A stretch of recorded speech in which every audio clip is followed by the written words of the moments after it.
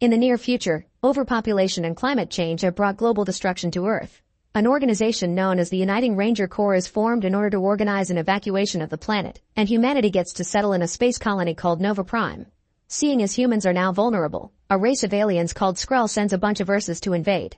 These Ursas are vicious predators that were bred to kill humans, and although they're blind, they're able to hunt people by detecting the pheromones they secrete when frightened. To stop the invasion, the Rangers fight the Ursas with their blades, and Prime Commander Cypher proves himself a hero when he learns how to suppress his emotions. By not showing any fear, a person becomes invisible to the Ursas. This is a technique known as ghosting. A few years after the war, Cypher's son Katai is a cadet at the Ranger Academy because he wants to be like his father. Even during the most basic of tests like jogging, he puts extra effort just to prove he's special. However, while his test scores are great, he isn't doing well in the field, and Katai doesn't get the promotion to Ranger that he wanted yet. Later in the evening, when Cypher returns home from a mission, Katai tells him he's failed to get promoted.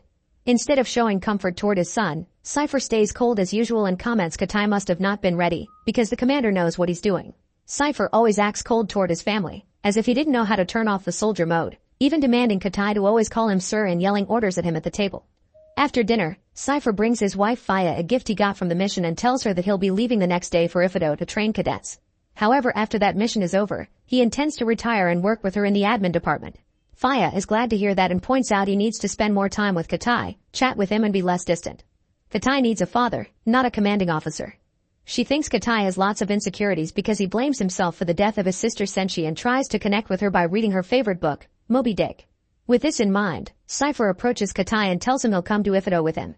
Sometime later, the crew gets ready to leave, and Katai notices a ranger with an amputated leg approaching his father to express his gratitude for saving him during the war with the Ursas. Cypher thinks it's not necessary, but the ranger still asks his friends to help him stand up to salute properly as a sign of respect for humanity's hero. Once the trip begins, Katai tries to connect with his father and tells him he's reading Moby Dick, but Cypher isn't much of a talker and keeps his answers short and cold. Then he tells Katai that he should sleep for the rest of the journey. Katai pretends to obey, but once Cypher is asleep, he leaves his seat to explore the ship. He finds a mysterious area with warning signs, but he enters anyway, and the guarding rangers immediately scold him for it. However, when they realize he's Cypher's son, they allow him to come in and see their cargo. It turns out they're transporting an Ursa, which will be used to teach the cadets how to ghost. The ranger dares Katai to touch the Ursa's shell and test his emotional control, but when Katai begins walking closer, he begins having flashbacks of the night his sister died. An Ursa had attacked their home, and Senshi put Katai inside a glass containment to keep the monster from smelling him. Right when Katai is about to touch the shell, the Ursa smells his fear and roars at him, startling him into stepping back. Meanwhile, Cypher wakes up and senses some strange vibrations, so he uses his ring against the ship wall to confirm there's danger coming. He rushes to tell the rangers to be on full alert, and orders Katai to put on his life suit and strap himself to his seat. Then Cypher goes to the cockpit and informs the pilots that they're heading toward an asteroid storm. Before they can correct their course, the ship begins shaking as it gets hit by the asteroids, making it lose an engine. Cypher orders the pilots to enter the nearest wormhole, that way they can travel to a different anchorage. The ship crosses the wormhole safely and appears near Earth, which the law says nobody should return to because of its dangers. Cypher wants to head somewhere else, but the pilots explain the ship has taken too much damage, meaning they must land as soon as possible. As the ship gets closer to Earth's atmosphere, it begins shaking again and Katai panics, so Cypher guides him to take deep breaths to calm him down. At that moment, the ship begins breaking apart, and Cypher is blown away by the wind as Katai falls unconscious. A moment later, Katai wakes up and discovers the ship has crashed. He leaves his seat to look for the others, but all the rangers he finds are dead. Luckily he finds Cypher and confirms he's still alive, so Katai sits by his side and waits for him to wake up. When Cypher gains consciousness, Katai explains to him that the ship's tail is gone, meaning the Ursa is gone as well. Cypher guides Katai to the cockpit to find the emergency beacon, but when he tries to use it he discovers it's broken. Afterwards, Katai puts Cypher on a stretcher and takes him to the ship's main computer, where Cypher checks the inventory and confirms there's another beacon in the ship's tail. Since both his legs are hurt, Cypher gives Katai the mission to find the tail, which the scanner says it's about 100 kilometers away. Then Cypher gives Katai his blade plus 6 vials of air filtration inhalers that will help him breathe in Earth's hostile environment. He also informs him that the life suit and the backpack have cameras, so Cypher will see everything Katai sees. The boy needs to be really careful because everything on Earth has evolved to kill humans, which makes Katai remember how he had to watch his sister being killed by an Ursa. Katai asks Cypher about the Ursa that they were carrying, and Cypher thinks it must have died in the crash, but it's safer to assume it's still out there. After taking one of the inhalers, Katai leaves the ship and gets very nervous because he can see all the bodies around. To calm him down, Cypher makes him take the knee and reminds him to concentrate on the moment to overcome his fears. Then Katai begins his journey, which allows him to meet lots of animals he's never seen in his life. When he's climbing a cliff, he's startled by a spider on his hand, and when he reaches the top, he sees birds flying through the sky and cattle grazing on the plains. It's a stunning view, especially for someone that always lived in space. At that moment, Cypher releases a bunch of probes to find the Ursa, and he reminds Katai that the temperature heavily drops at night.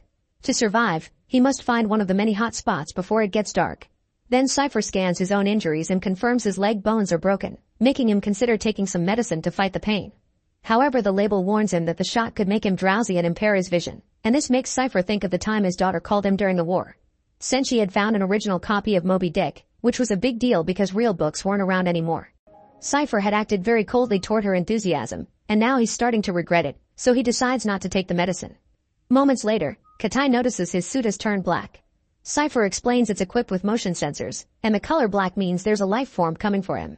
Suddenly, a large baboon emerges from the woods, and Cypher advises Katai to stay still. However, Katai prefers tossing a rock at it to try to scare it away. This causes a whole group of baboons to come out and begin throwing rocks at Katai. The boy begins running as fast as possible, and Cypher guides him toward the nearest river to keep the baboons from following him. Katai quickly crosses the river, but even if the baboons aren't following him anymore, he keeps running with his blade out because he's too nervous and scared. Cypher has to yell at him to make him stop and take the knee so he'll calm down. At that moment, Cypher notices there are toxins in Katai's bloodstream and asks his son to check his body. Katai discovers he has a leech on his hand and immediately takes it off, but the toxin is still in his system. Cypher gives him instructions to inject the antidote, but since he's starting not to feel his hands anymore, Katai has to drop his body on the needle to make it stick and falls unconscious. A few hours later, Cypher notices the temperature is going down and forces Katai to wake up to find a hotspot, which is 10 kilometers away. Katai begins running as fast as he can, and while Cypher watches his son, he hears the computer inform him he needs an arterial shunt to treat his leg. Once again, Cypher refuses to take the medicine and goes through the procedure while enduring the pain.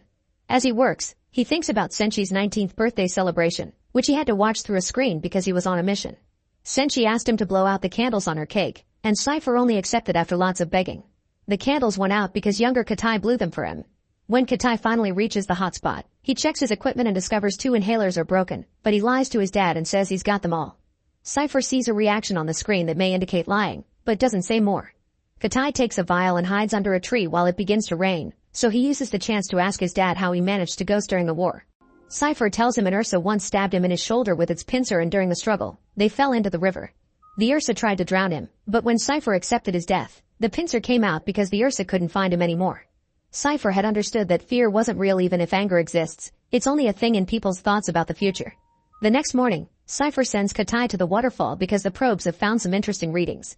On his way there, Katai sees a pile of dead monkeys, proof of a greater danger. Once Katai makes it to the falls, Cypher makes him check his inventory, and Katai tries to lie about the inhalers again. Cypher calls out his lie and makes some calculations that indicate Katai won't be able to finish the mission without the inhalers, thus he orders him to abort the mission.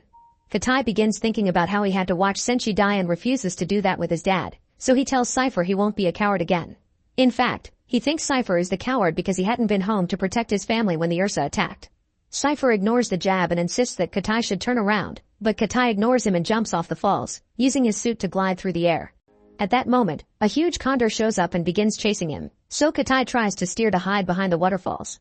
However, the condor is fast and as soon as Katai comes out, the bird attacks him. Katai falls unconscious and Cypher loses all communication with him. Moments later, Cypher wakes up in the condor's nest with its chicks. He tries to leave quietly, but suddenly several lions show up, trying to get inside to eat.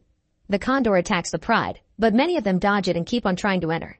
Katai manages to throw a lion out, and the condor grabs another, but when a third lion comes in, Katai has no choice but to use his blade. He doesn't want to fight, so instead he cuts a hole in the ground to make the lion fall. Once all the lions are gone, Katai leaves the nest, and he's devastated to see the condor mourning the death of all its chicks. Afterwards, Katai tries to contact his dad, only to discover his communicator is broken. Back in the ship, Cypher gets images from his drone showing the bodies of the rangers hanging on a tree, which means the Ursa is out and about. Cypher decides to record a message for his wife, simply saying he's lost their son. Meanwhile, Katai keeps traveling through the forest and hides inside a cave to avoid the night cold.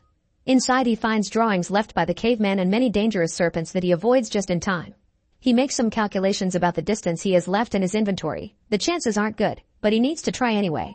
The next morning, Katai leaves the cave and notices the condor is following him. Thinking it wants to attack, Katai begins running away and soon he needs to use his last inhaler. Afterwards, Katai builds a small raft to sail down the river. When he takes a nap to rest, he dreams of Senshi appearing next to him, and he tries telling her that on the day of her death, he almost left the containment to help her. Senshi doesn't believe him but she doesn't mind, because she thinks he did the right thing by saving himself. She also thinks Cypher is mad at himself for what happened. Then Katai tries to recite Moby Dick to prove he's been reading it, but Senshi yells at him to wake up. Katai opens his eyes and discovers the raft has reached land. The temperature's starting to drop so Katai rushes to find a hot spot, but he isn't fast enough and falls unconscious on the ground as the plants surrounding him freeze. Katai thinks he'll die, but when he wakes up in the morning, he discovers something on top of him that kept him warm. It turns out it's the condor, who died to save him as thanks for fighting for its chicks. After thanking the creature, Katai continues his journey. It's getting hard to breathe, but finding a piece of the ship on the ground inspires him to keep going. Moments later, Katai finally finds the ship's tail, and he immediately puts his hands on more inhalers and a new blade. Then he investigates the area and finds the Ursa shell is open, confirming the monster left. Back on the ship, Cypher is dreaming about little Katai handing him his own blade. He's suddenly woken up by Katai's voice because he's found a communicator and the beacon in the ship's tail. Cypher tries to talk to him, but Katai can't hear him because he's in the black zone. Katai doesn't know this and tries to use the beacon anyway, but it doesn't work. Frustrated and desperate, Katai begins throwing a tantrum, but soon he remembers his father's advice and takes the knee to calm himself down. Katai realizes that there's an interference in the area and that climbing the neighboring volcano should allow him to activate the beacon without obstructions. On his way to the volcano, Katai finds the body of a ranger, with the Ursa left there to scare him and trigger his pheromones. Katai tries his best to ignore it and keeps going until he reaches the base of the volcano, where he tries to launch the beacon again and fails. Cypher notices the Ursa on the scanner and hopes his son acts fast before he's found. Then Katai enters a cave to try to find a way to the top of the volcano. Inside he finds the Ursa waiting for him, and the monster immediately attacks, only to get trapped under a pile of rocks in the process. Katai begins running as the Ursa frees itself and chases him, so the boy decides to hide in a pool of water. Back on the ship, the computer starts failing and Cypher loses access to the medical treatment, causing him to begin losing consciousness. Meanwhile, Katai swims toward a source of light that allows him to resurface into a pit. When he starts to climb it to reach the top of the volcano, the Ursa suddenly jumps out of the water and grabs the boy's foot. Katai kicks the beast to send it back into the water, then finishes climbing the pit to come outside. Immediately Katai tries to activate the beacon, but the Ursa returns and jumps on him, hitting him on the rocks and making him drop the gadget. As Katai wiggles on the ground in pain, he remembers the day Senshi protected him and all the advice Cypher has given him, allowing Katai to finally concentrate and overcome his fear, achieving ghosting. The creature loses track of him and Katai takes advantage of its confusion to attack it with his blade. Since the beast can't defend itself, it only takes Kaida a few precise strikes to finally kill it. All this is seen by Cypher before he loses consciousness for good. Afterwards, Katai finally fires the beacon, and in a few hours the Rangers arrive to rescue them. Katai's worried about his dad, but when he checks on him, he confirms he's fine. Cypher forces his sore body to stand up to salute his son with respect for his bravery, but Katai runs to hug his father as he says he wants to work with his mom. For the first time ever, Cypher hugs back and responds he also wants to retire. Make sure to subscribe and turn on notifications so you can watch more videos like this. Thanks for watching.